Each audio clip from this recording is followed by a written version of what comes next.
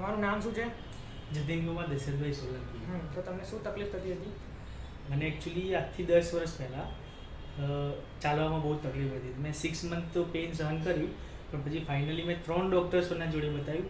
કોઈએ કીધું મગજમાં લોહી નથી વધતું, કોઈએ કીધું કે તમારો બોડી ગ્રોથ વધી ગઈ, એટલે બધા 3 જુદા જુદા ઓપ્શન આપ્યા. પણ ફાઇનલી પછી અમને એક હિપ રિપ્લેસમેન્ટનું સારું એવું નામ અમે સાંભળ્યું, તો અમને ખબર પડી કે ગાંધીનગરમાં કોઈ બીમલ મોદી કરીને સારા ડૉક્ટર છે.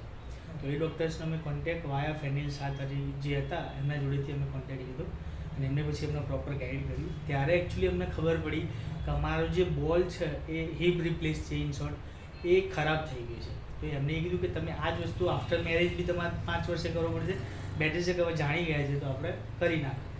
એમને એ આઈડિયા આપવાથી અમે ઓપરેશન આજથી 10 વર્ષ પહેલાં કરાવ્યું, જે હાલ મને 10 વર્ષે પણ કંઈ હજુ સુધી નોર્મલ ઈજા, પેઇન કે ગમે તે લોકો નાખ્યો કૂદ્યો, લોકોએ તો મને ત્યાં સુધી એવું ગભરાઈ દીધું હતું કે તમે આફ્ટર મેરેજ સેક્સ લાઈફ પણ નહીં કરી શકો, કોઈ જીમ કે એક્સરસાઇઝ નહીં કરી શકો.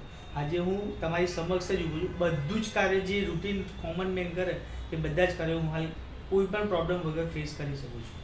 અને આજે સર આ સ્પેશિયલ અવસરે મને મળવાના બેઝ પર બી બોલાવ્યું, જેમાંથી હું સામેથી એમના થેન્ક્સ પણ કહેવા આવ્યો છું એમના નવી હોસ્પિટલ. તો તમારા ડૉક્ટર બિમલ મોદી જોડેનો એક્સપિરિયન્સ કેવો રહ્યો?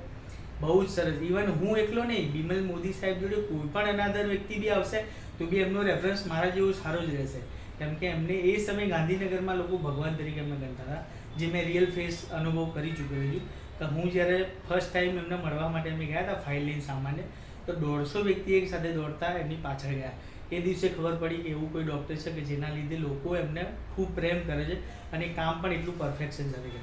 બાકી હોસ્પિટલમાં તો આવા હજારો ડૉક્ટર્સ, ઓર્થોપેડિક્સના, ફિઝિયોથેરાપી, બધા કેટલાય જાતના છે, પણ પ્રોપર ગાઈડ સાથે જો કોઈ સારું સજેશન આપ્યું હોય તો બિમલ મોદી સર છે.